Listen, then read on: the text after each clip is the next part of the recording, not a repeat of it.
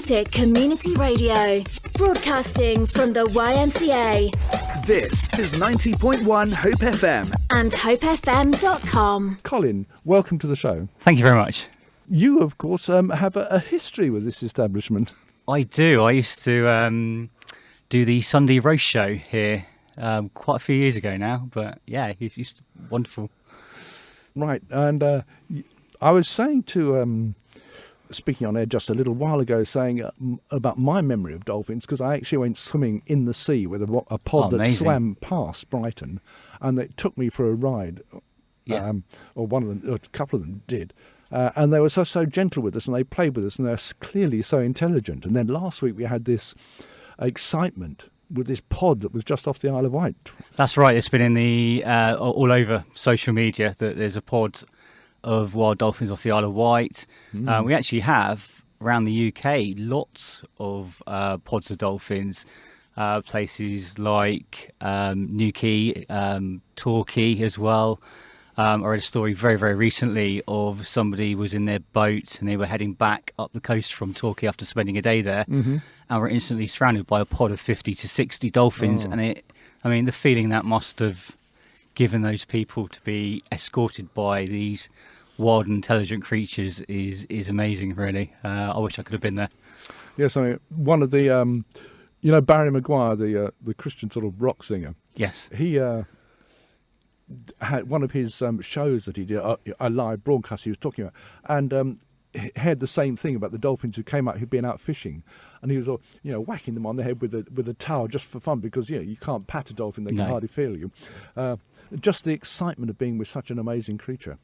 Yes, yeah, it's people make the wrong impression that dolphins are fish. They're not. Dolphins are mammals. And like us, they're intelligent creatures. They communicate. They have families.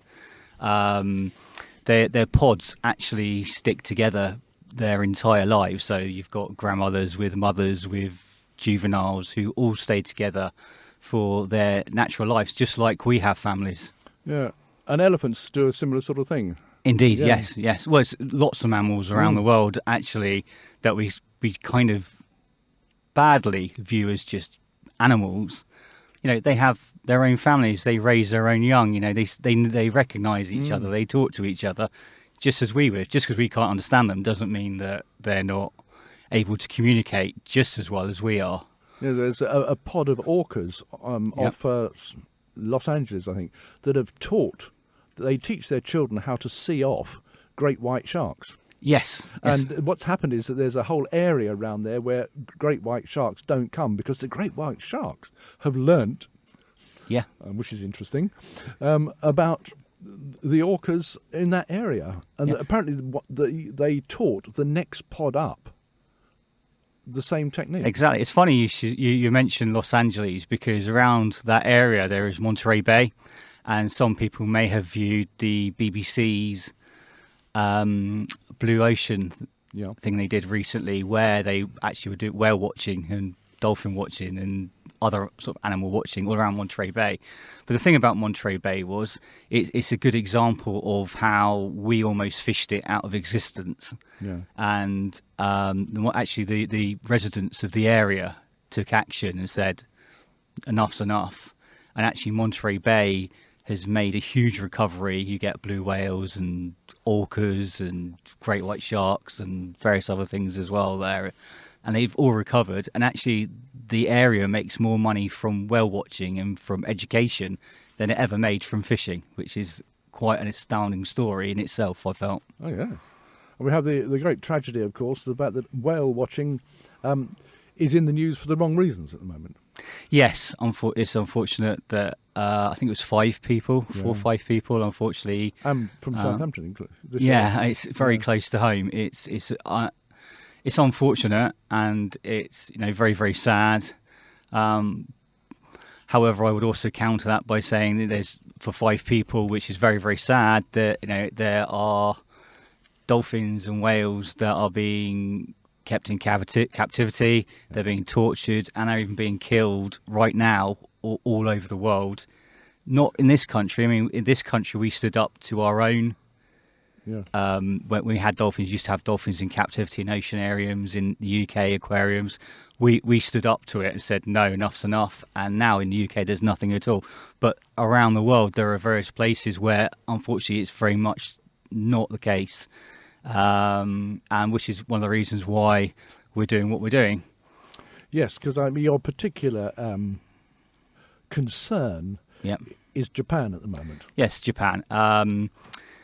The story, this is the thing that really got me about it, was the fact that I didn't know anything about this at all.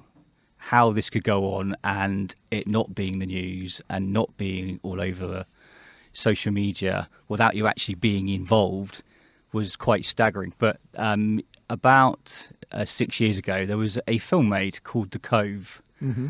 And it was made featuring a well-known activist called Rick O'Barry. Now, people may not know who Rick O'Barry is, but a lot of people will remember, especially those of my age and older, the TV series Flipper. Yeah.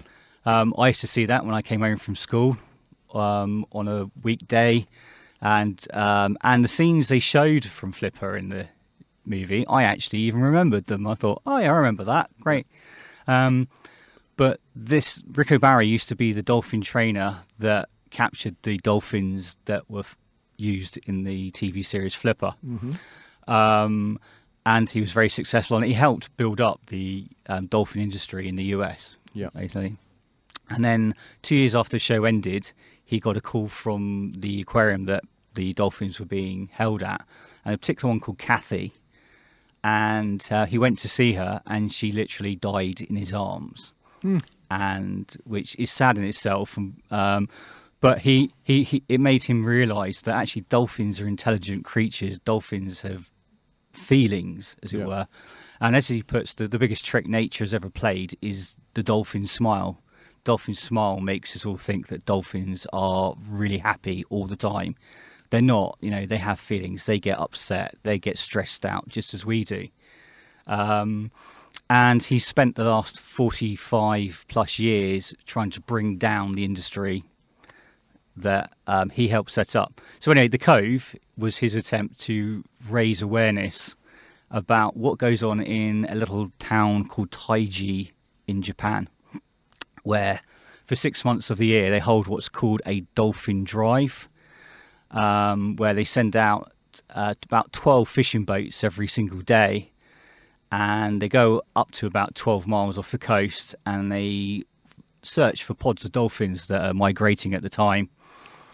And what they do is they bang on poles and they get in formation, and they basically create a wall of sound and drive pods of dolphins, anything from 10, 15 to even up to 50 odd at a time, into a little cove where it becomes basically a dolphin's worst nightmare. Families are torn apart. The really good ones, the really nice looking ones, are basically sold into captivity. The ones that they don't have any use for are, most of them are just killed and turned into dolphin meat. And the rest, like as yesterday, literally just yesterday, they captured a pod of 20 Risso's dolphins, which aren't the prettiest dolphins in the world, but Taiji certainly has it in for them at the moment. And they slaughtered most of the pod for no apparent reason other to get whale meat. And they actually then dumped the juveniles. There's about 3 or 4 young dolphins. Mm-hmm. They dumped them back out so that they don't appear on their quotas. And young dolphins, just like young children would here, if you're without your parents, you're without your guardians, you're left to fend for yourself in the wild. They don't survive. No. And it's just a very sad thing that in this day and age that anyone with a human conscience can treat any creature. I mean, I appreciate there are other travesties against other creatures going on all over the world. But this one definitely just strikes a chord with myself, and I know quite a lot of others. And I just want to bring it. I just feel that if I didn't know about it, there's lots of other people in our area that don't know about it as well. And the more people that know about it, the more people that maybe will want to do something about it. Indeed. And it's, I don't know, I think it's sort of something that I'm surprised that it goes on, because the reaction of people to dolphins. I actually went on a cruise a little while ago. It was my daughter's 50th, and that was what she wanted to do. So we had this, and we went across the Bay of Biscay, and coming back, Oh, nice. there were dolphins, and everybody went to that side of the boat. Now, because it was a boat that was absolutely huge, people on the top deck, it didn't tip. But looking down, the dolphins looked about 2 or 3 inches long, tiny little things, forgetting, of course, you're looking at them from the equivalent of the top of a 16-storey block of flats. Yep, indeed. But just to see, dolphins coming and the speed they were moving at, and what they can do and play and jump and dive and go under but up the other side, absolutely and the overall response of anybody was, "Where's the dolphins? Where are they?" And the excitement, suddenly the whole atmosphere of, a few hundred people on the top deck of a large ship changed because some dolphins have been here. Absolutely. I went on when I was younger, our school did a schools abroad cruise, and one of the days was at sea, and it's the only experience I've ever had of seeing dolphins chase a ship, and they're like you say, massive cruise ship, and out of nowhere you're in the middle of the ocean, and you just see dolphins riding all the bow waves. Yep. And like you say, you're quite far away, but it's just an amazing sight, and I definitely have plans to try and get closer up to dolphins around the UK over the next year or so, because I personally I do photography in my spare time. Right. So I personally want to show things from both sides of the equation. So not only raise awareness of what's going on over in Taiji, Japan, and various other places around the world, but also I want to show people that this is the way you should be seeing these creatures. It's totally different. It's not the same as going to SeaWorld or various other aquariums around the world that hold dolphin shows or swim with dolphin things, or even, as you said, orcas. I've also watched the film Blackfish, which I heartily recommend to everybody, and will totally change the way you view orcas, or killer whales, as they're most commonly known, in captivity. People think that holding a sentient creature in a very small tank and getting them to do tricks with them is the same as seeing a dolphin or a whale. That dolphins swim 40 miles a day, every day. Orcas, even more, it's 100 miles a day. Now, there's no tank in the world that could possibly give them that experience. So therefore, you get, killer whales, they have, you see the dorsal fins all bent over, you see teeth all worn away, you see them just languishing in a pool, not moving or doing anything. That's not natural behaviour, and us, getting them to do tricks to give them some frozen food, that's not natural either. It doesn't matter if you're a dolphin, a whale, or even, circus animals as well. It's not natural behaviour. The natural place to see them is in their own habitat. Hope FM, life-changing radio. And here on 90.1 Hope FM, I'm chatting with Colin Wilkes. Colin, whole thing about dolphins is fabulous, and we talk about dolphins, this, that, but there's something you actually want us to do. Yes, we are going to be holding in Bournemouth Square on November the 7th a mini protest. We've recently just did a really large one. About almost 900 people went up to London on October the 15th, stood outside the Japanese embassy. What we're going to do is, it's just a few people. We're going to come down to Bournemouth Square. We're going to bring information. We want to just raise awareness. We're not looking to bang a drum and shout and scream or anything like that. We just want to be able to raise awareness. People have questions, come up and see us, be able to share our stories, be able to share what it means to us, and just generally raise awareness. The idea is to raise awareness on the south coast. Obviously, start with Bournemouth. We feel November the 7th is a good date because it obviously is the start of Christmas shopping. We'll be able to see a lot of people as they go past. We want to raise awareness of what's going on, what people can do, and how people can get involved in helping in it, because every little bit that people do can help end what's going on in Japan. Sure. When you say we, who's we? Well, there's There's a bunch of people. We're all part of dolphinproject.net. That's Rico Barry's own organisation that he's formed to raise awareness about the problems going on in the world, and he almost specifically deals with dolphins. There's also another organisation which is Sea Shepherd, which I've met quite a few of the members at the protest up in London. Mm-hmm. So there's quite a few of us that will be there. There'll be some from Sea Shepherd, some from Dolphin Project, and some are just people that, like you and me, who just happen to watch the Cove, happen to watch Blackfish, happen to find out what's going on, have a love of dolphins and animals, and they just want to stand up and say, we don't think it's right, we don't think you should be doing that, and like me, just want to educate others around, and and find other people that surely feel the same way that we do, that you want to see dolphins, you want to see them in the wild, you don't want to see harm come to them, and this is what we are aiming to do on November the 7th down in the square. Okay, now, I mean, I'm trying to think what argument you could have for the other side, because I suppose you can say, well, look, they're just another predator competing with us for food that we would otherwise eat. And there's so many of them that just knocking a few off won't hurt too much. Well, this is actually Japan's entire argument for continuing to do this, is that they feel that dolphins are pests. They feel they're fish, they're not sentient animals. They feel that dolphins are eating all the Japanese fishery reserves. But the true cause of fisheries declining, the true course, if you're not catching as much tuna or salmon or whatever fish you're trying to catch out in the sea, is not because dolphins are eating them all.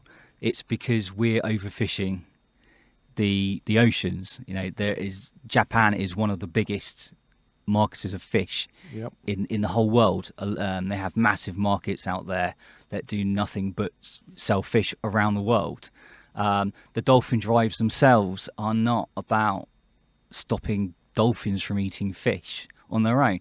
Every captive dolphin is sold to places like China and Russia and the various parts of Asia for about $150,000 per dolphin. Now, they make, from slaughtering them and selling the whale meat, they make a few $100 per whale meat. So it doesn't compute that the only reason they're doing this is to just control a pest. And also there's a bigger issue as well in regards to the slaughtering of dolphins in Japan that actually affects humans on quite a big scale. Now, the waters around Japan have about 400,000 gallons of radioactive water pumped into it every day due to the Fukushima nuclear disaster that happened several years ago. And there's water that's still going through the reactor to keep it from going critical, and that gets pumped back into the ocean. So therefore, the meat from dolphins is actually very, very high in mercury. It's way higher than is considered safe. And yet this meat gets repackaged as whale meat and is sold in supermarkets and in the Taiji's own whale museum as whale meat for people to consume. And also in Japan, there isn't even that much demand for dolphin meat. Dolphin meat is considered quite low down on the scale compared to whale meat or various other delicacies that they can eat. So there's not really that much demand for it. So the argument that they're killing them for pests to control their fisheries, and also that the meat's required for food just doesn't really hold argument once you put it under scrutiny. And then also once you particularly take into account that most of the money comes from the captives that they take. Yeah, because, I mean, from an economic proposition, I mean, what's the weight of a dolphin? And if you're only going to get a few £100 for it, that's dirt cheap meat. Absolutely, it's just economically you couldn't sustain a boat on that, could you? No, not at all. Not at all. However, you go and capture 50 or 60 dolphins, and as they've done recently in one drive, they captured 50 bottlenose dolphins who were then instantly put into very, very tiny pens and spend the rest of their life either in an aquarium somewhere around the world, or they're in little pens in Taiji being taught how to do tricks for humans for frozen fish. And these were dolphins that were swimming 40 miles a day the day beforehand. So it's just these. So you do the maths. 50 dolphins sold at over $100,000 a dolphin. $500,000. There you go. There's your profit right there. Yeah. And it's not even, and this is the most bizarre part of it, is it's only about 20 to 30 people that actually carry all this out. It's not the whole town. It's not the whole. In fact, most of Japan don't even know that it's going on. And those that do know are not allowed to speak out, because if you speak out in Japan, you get labelled a terrorist. It's not like here. We were able to put 900 people up in London right outside the Japanese embassy on October the 15th. If you tried to do that anywhere in Japan, you'd probably get arrested, you'd get labelled a terrorist, you'd be cast out of your groups. It's a very different social structure over there. And a lot of people, most of the people in Japan are not aware that it's going on, because it is covered up. It's not allowed to be broadcast. It's not allowed. The actual town of Taiji, where all this takes place, the actual area is actually a public park, and it's one of the only public parks in the whole world that actually has barricades and signs and places that you're told you can't go and keep out. So it's all kept very, very hush hush. We're lucky in a way. We have. So who's making the money? Who's making the money? Well, it's the Japanese government. They are the ones that. It is government directly. The Japanese government provide the permits. That basically every year Taiji says we need to hunt this many of different types, because obviously there's various different types of dolphins and pilot whales and various other things that they put on their quota. And the government says, right, you can do 800 of these, 500 of these, 200 of these, and you can do that in a 6-month hunt.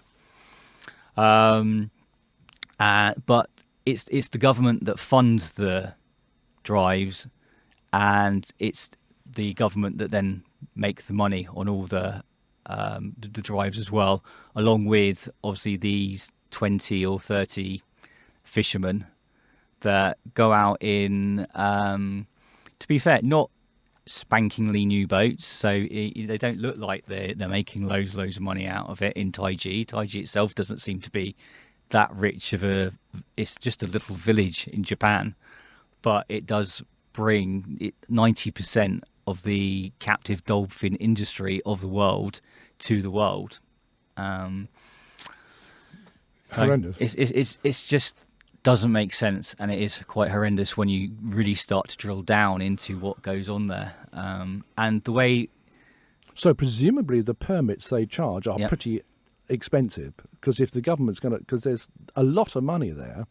Yes, I don't know how what the permits. Because it's either a backhanders or else it's a direct legal payment, whichever way. We'll put it this way: there's Taiji being given the permits, the government are giving the permits, and the government are stopping the news in Japan from broadcasting what's going on down there. In fact, all the broadcasters do down there is actually monitor all the activists that are over there, because the reason we know what goes on a daily basis is that both Dolphin Project and also Sea Shepherd have cove monitors and cove guardians monitoring the cove every single day, and they post it all up on social media, and you see photos and you see live streams. But where's the footage coming out of Japan by the news media? Where's the... So, but the Japanese people can get that stuff off the net. They can do, if they're made aware. Anyone that, in fact, anyone can. It's I personally use Facebook and Twitter.